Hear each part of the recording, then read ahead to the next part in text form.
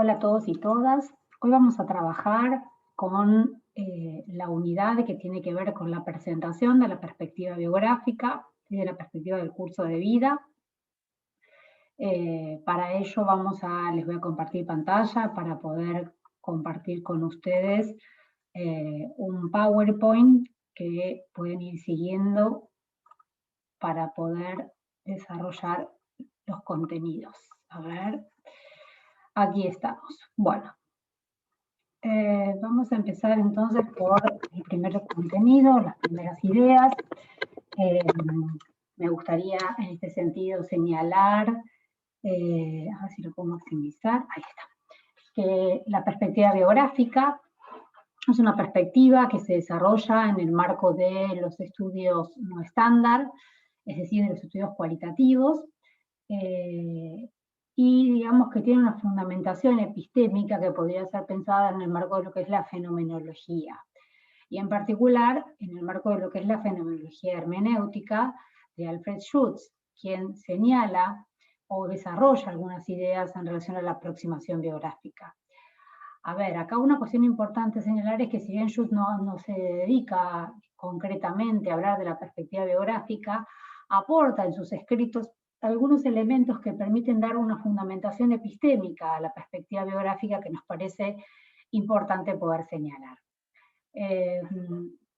¿Por qué? Porque Schutz se propone abordar la acción social a partir del análisis de los procesos sociales, incluyendo en su mirada la temporalidad como un elemento importante en la comprensión de los fenómenos estudiados. Según Schutz, en la vida cotidiana los sujetos se encuentran en medio de una situación biográfica y tienen un acervo de conocimiento.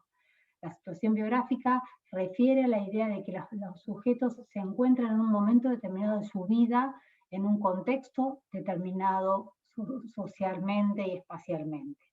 Y el acervo de conocimiento es todo ese conjunto de conocimientos que las personas como sujetos, independientemente del momento que se encuentren de su vida, reciben, por ejemplo, de su familia, reciben, por ejemplo, de la sociedad en la que se encuentra. Hay una serie de conocimientos que las familias transmiten, que las sociedades transmiten y que son importantes para ese sujeto y para la construcción de esas biografías. Y otro elemento importante que Schutz realiza con estas ideas de la fenomenología, tiene que ver con la idea de que el actor actúa a partir de los motivos para y los motivos porque. Los motivos para refieren a los proyectos, a lo que yo quiero alcanzar. Para alcanzar algo en el futuro yo tengo determinados motivos para hacer determinadas cuestiones ahora, y los motivos porque son los motivos que explican el pasado. ¿Por qué hice tal cosa? Hice tal cosa por tal motivo. Entonces la idea de motivos para, la idea de motivos porque también se vinculan con la temporalidad, que como vamos a ver es una idea central en la aproximación biográfica. Si pensamos en el origen y la evolución de los estudios biográficos o de curso de vida que llamamos longitudinales, los llamamos longitudinales o diacrónicos porque se desarrollan a lo largo del tiempo. Es decir, los estudios biográficos nosotros vamos a estar concentrados mirando procesos que se desarrollan en el tiempo. Yo no voy a mirar un proceso, un problema de la realidad social en el presente, sino voy a mirar un problema de la realidad social que se produce a lo largo del tiempo. Por eso, para la perspectiva biográfica es muy importante la temporalidad, porque voy a analizar esos procesos a lo largo del tiempo. Muchas veces se vincula al estudio desde la perspectiva biográfica de los cambios sociales, los momentos que generan un antes y un después, el estudio de diferentes periodos en la vida de las personas. Por eso también se analiza la vida de las personas y no las representaciones sociales de las personas en un momento determinado, como podría ser una investigación cualitativa, sino que se realiza una investigación de la historia de vida de la persona, porque en esa historia a lo largo del tiempo se van construyendo y enhebrando distintas cuestiones que nos interesan abordar y que nos permiten comprender determinado problema de la realidad social. Vamos a ver algunos ejemplos. Pero independientemente de eso, me parece importante señalar que si pensamos en el origen de esta perspectiva, podemos pensar en el origen de los métodos cualitativos, en lo que fue, digamos, el Departamento de Sociología de la Universidad de Chicago en 1920,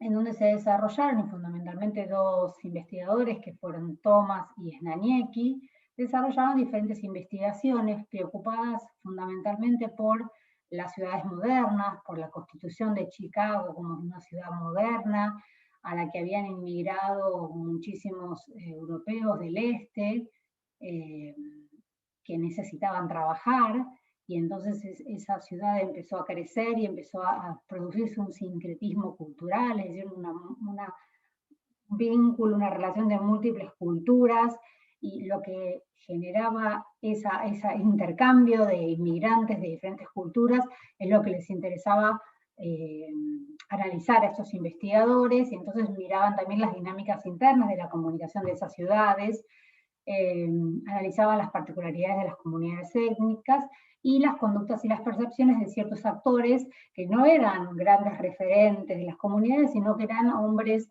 y mujeres, digamos, anónimos de esas ciudades, ¿no es cierto? De esa ciudad que era la ciudad de Chicago.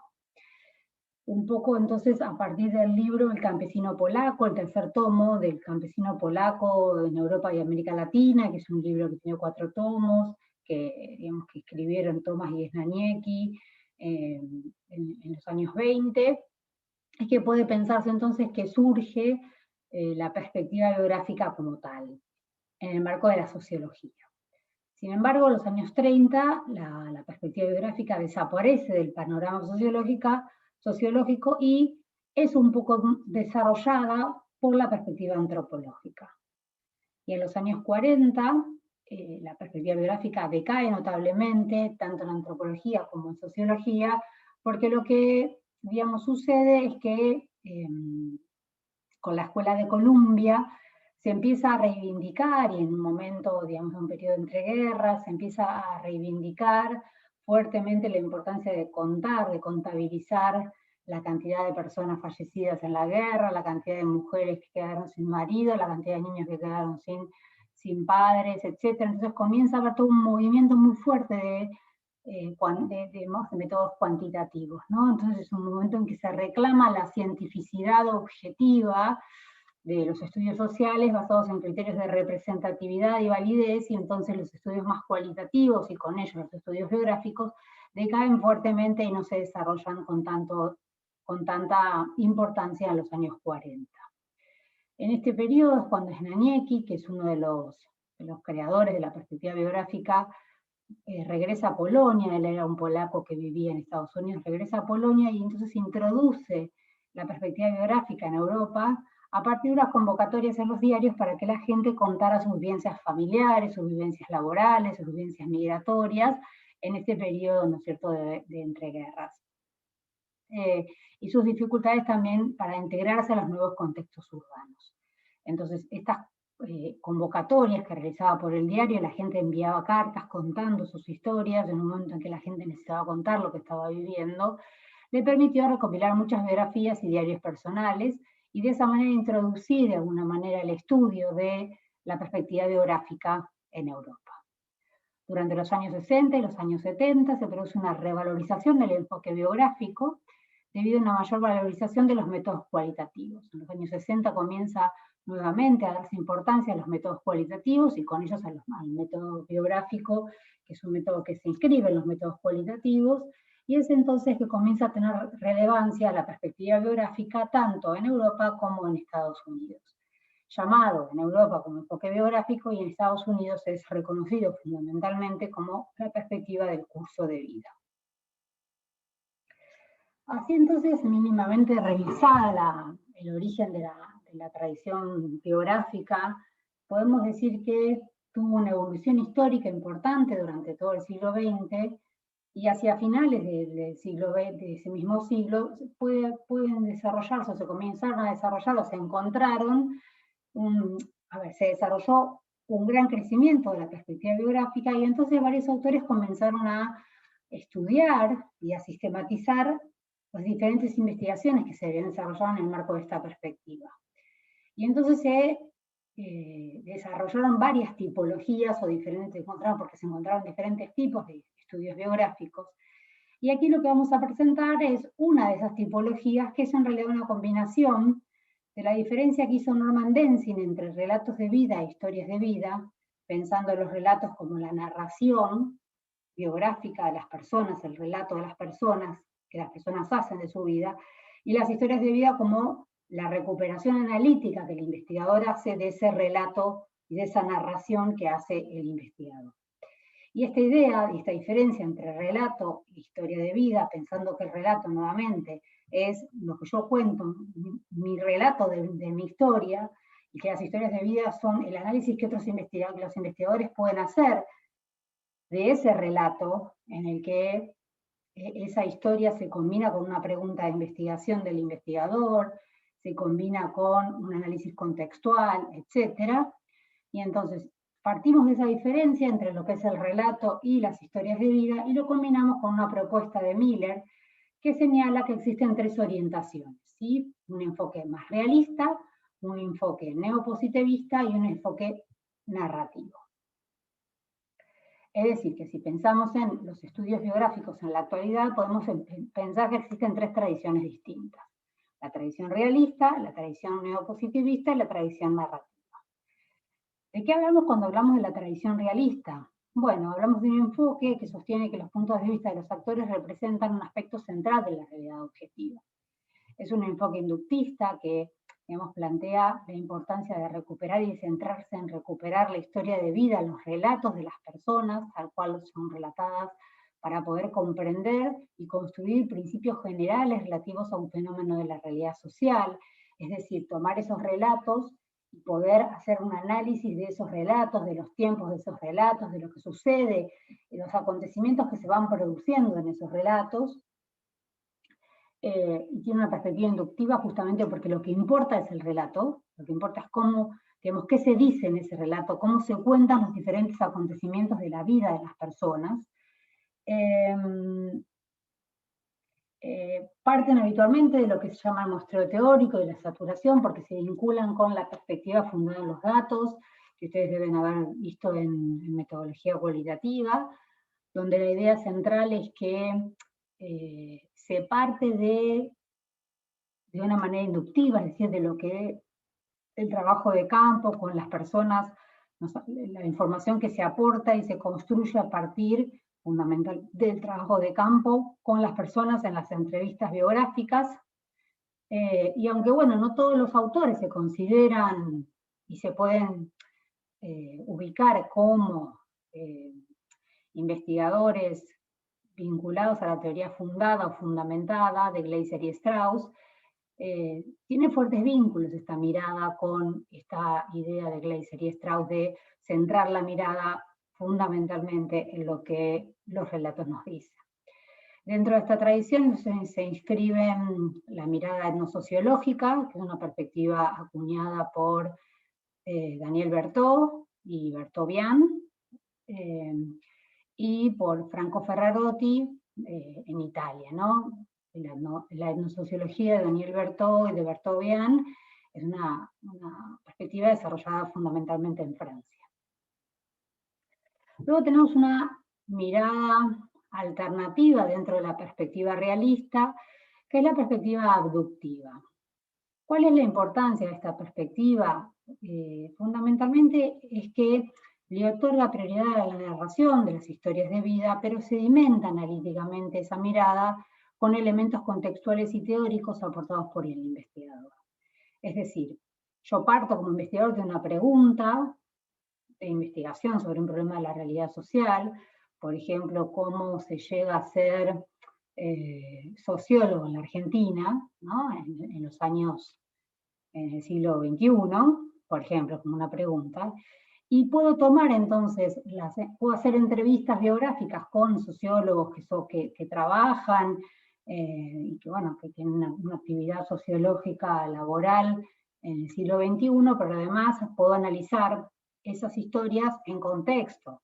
Es decir, hubo un contexto en el que se desarrollaron esos estudios, en el que se desarrollaron esas trayectorias laborales como sociólogos, ¿no? Entonces no es lo mismo estudiar sociología en el siglo XXI, en los años 2000 en la Argentina, que estudiar sociología en la década del 70 en la Argentina, ¿no? Entonces, Un análisis articulado entre lo que los relatos nos cuentan y lo que el contexto nos dice sobre ese momento histórico sería lo que podemos pensar como una investigación abductiva, en la que se articula el relato con el análisis más contextual y teórico aportado por el propio investigador.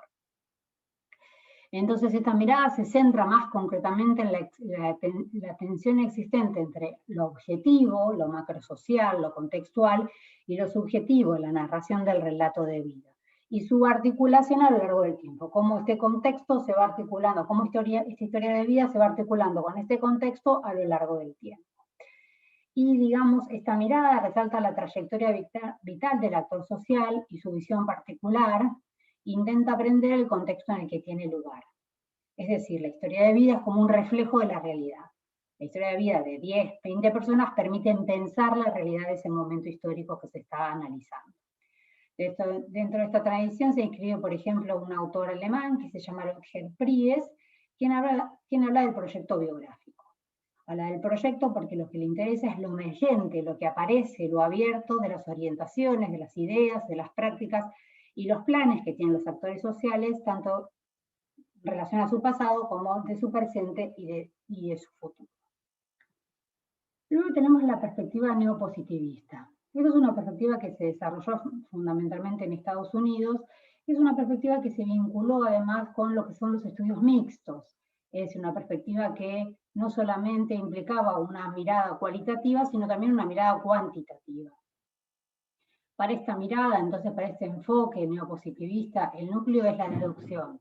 Se parten de un conjunto de ideas previas que tiene el investigador sobre cómo funciona la vida de las personas, y digamos, si se pretenden encontrar esas lógicas de funcionamiento de la vida de las personas en el trabajo empírico. Es decir, yo puedo partir pensando que, no sé, los estudiantes de sectores populares en la Argentina tienen trayectorias educativas inestables, dado que hay periodos en los que concurren a la escuela, hay periodos en que abandonan, y periodos en que vuelven a la escuela, y periodos en los que repiten. Y partiendo de esa idea, de esa hipótesis de trabajo, voy a hacer trabajo de campo con sectores populares para confirmar esta idea. Esa sería un poco la idea de la perspectiva neopositivista. No tanto averiguar qué es lo que surge del campo, no tanto averiguar qué es lo que los actores tienen para contar de novedoso, sino tratar de ir a encontrar aquello que yo pienso que funciona y cómo funciona dentro de un problema de la realidad social en el trabajo de campo. Entonces aquí habitualmente se utilizan encuestas y también se articulan con entrevistas semiestructuradas, por eso hablaba yo de los métodos mixtos. Se enfatizaría la interacción hermenéutica entre las percepciones subjetivas del actor y una estructura social objetiva, aunque se le otorga mayor relevancia a esta última, es decir, a cómo el contexto condiciona la vida del actor social.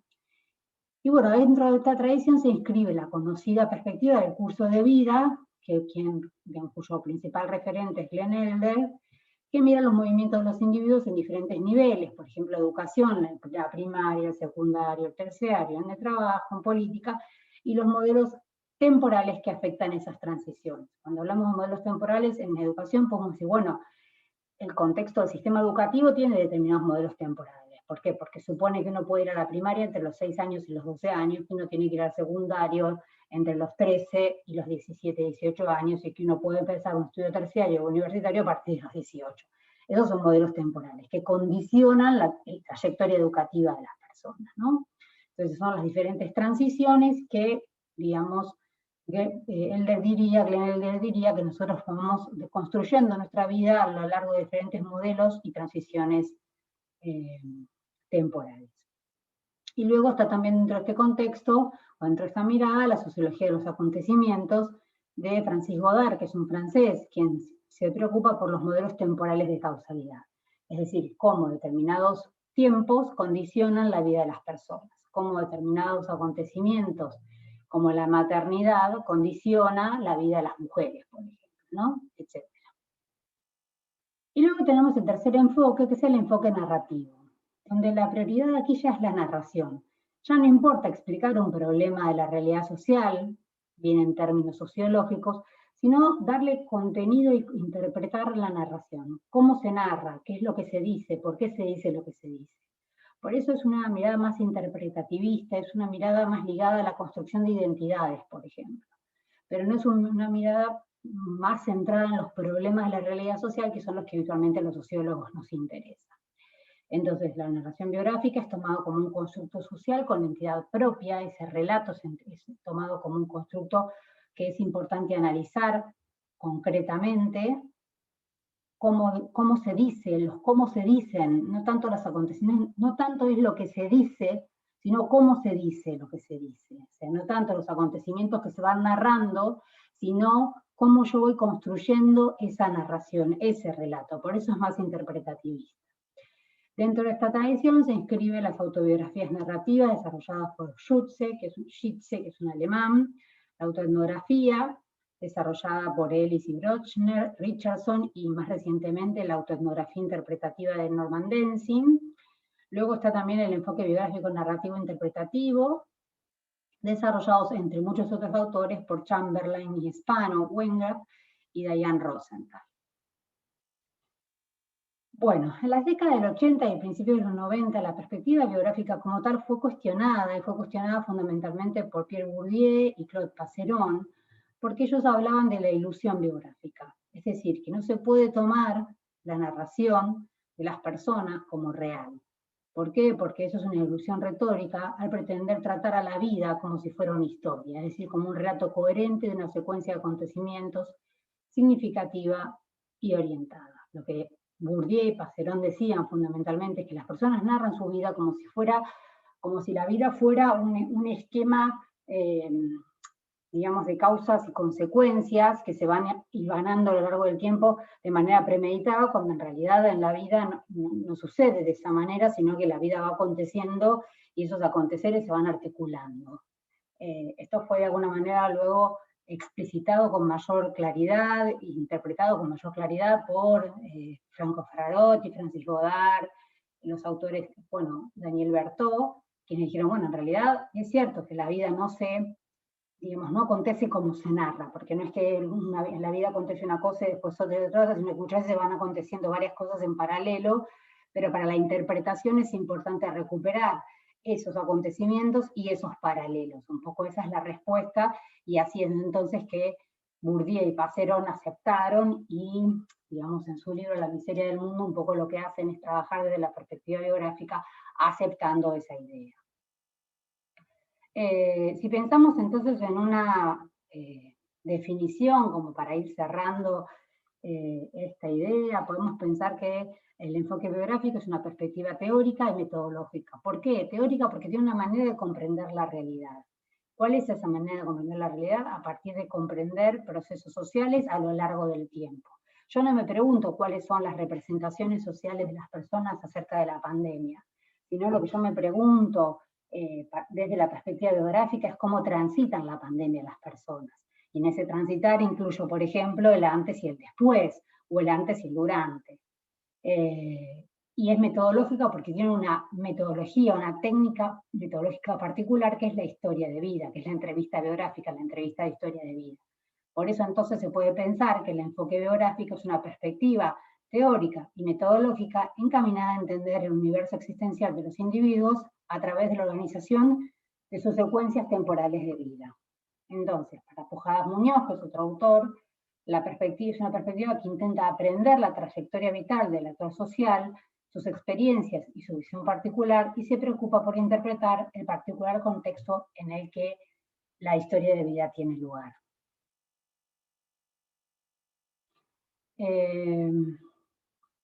Bueno, esto lo vamos a pasar.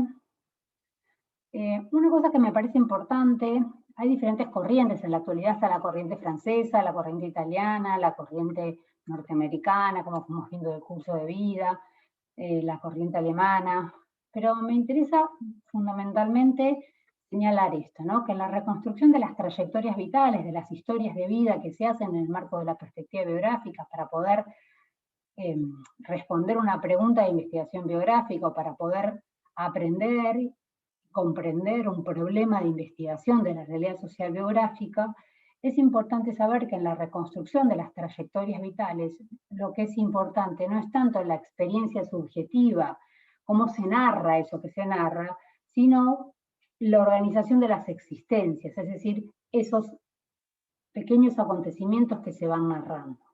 ¿Por qué? Porque en definitiva, la trayectoria de un individuo se constituye a partir de 4 historias, o más. Para Godard son 4 historias. Para la corriente francesa, para uno de los autores de la corriente francesa, que es Francis Godard, existen 4 historias. La historia residencial, que es la historia de la residencia urbana, donde la persona desarrolla su trayectoria, la historia familiar, la historia de formación o de la trayectoria educativa y la trayectoria laboral o la historia profesional.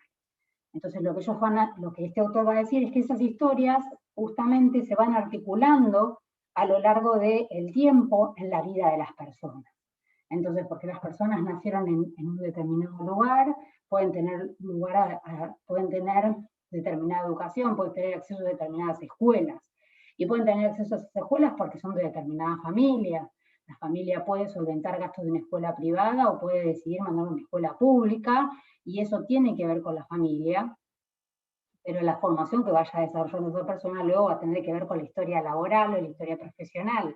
Entonces, esas historias se van articulando de manera, sedimentando a lo largo del tiempo, dando lugar a la formación de una historia de vida. Es cierto que nosotros cuando estudiamos las historias de vida, nos concentramos en una historia, por ejemplo, la trayectoria laboral. Y luego articulamos en el análisis esa trayectoria laboral con las diferentes otras trayectorias, educativa, residencial, profesional. Pero hay muchas otras historias, que puede ser la historia política, la historia religiosa. Pues una persona puede tener una trayectoria laboral más vinculada a las cuestiones políticas, y entonces es importante recuperar la trayectoria política o de militancia de esa persona. Dependerá mucho de cuál es el problema de investigación, cuál es la trayectoria que vamos a recuperar y quién va a ser la persona entrevistada. Eso, quién define a quién voy a entrevistar y qué historia de vida voy a recuperar, depende del problema de investigación que yo tenga. Entonces, lo que este autor dice es que la cadena de acontecimientos, estas cuestiones que se van articulando, está dada por diferentes eventos que se producen en estas historias y la influencia que cada una de ellas va teniendo sobre las demás.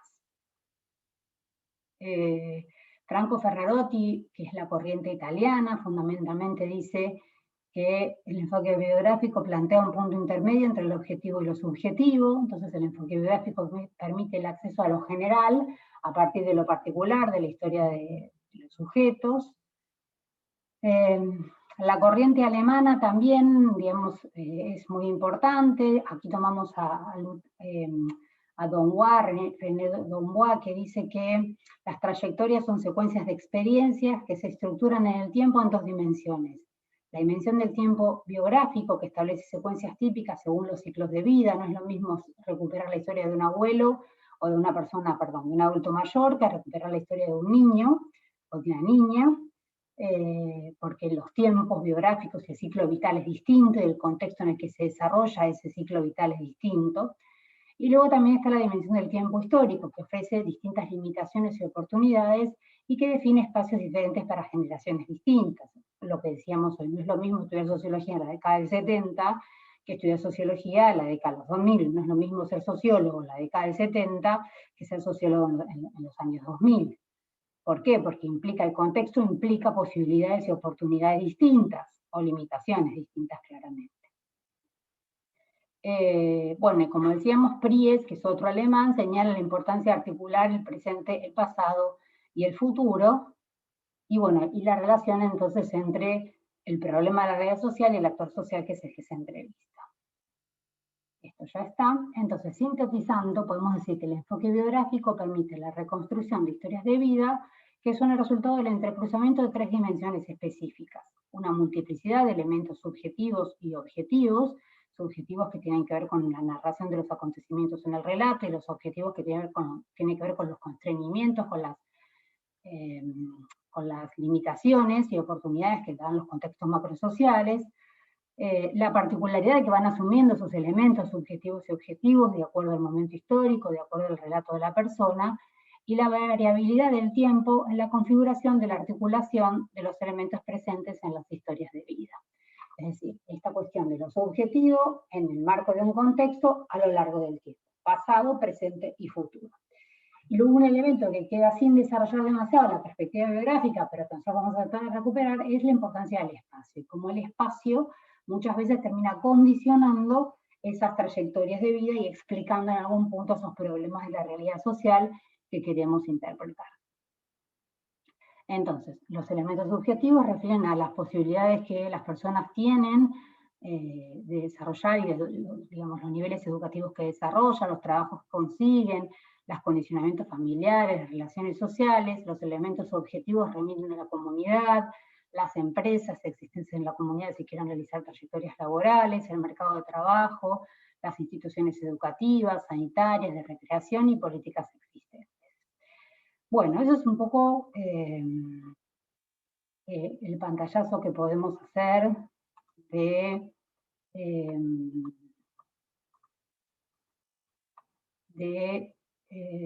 a ver, estoy tratando de dejar de compartir, acá está.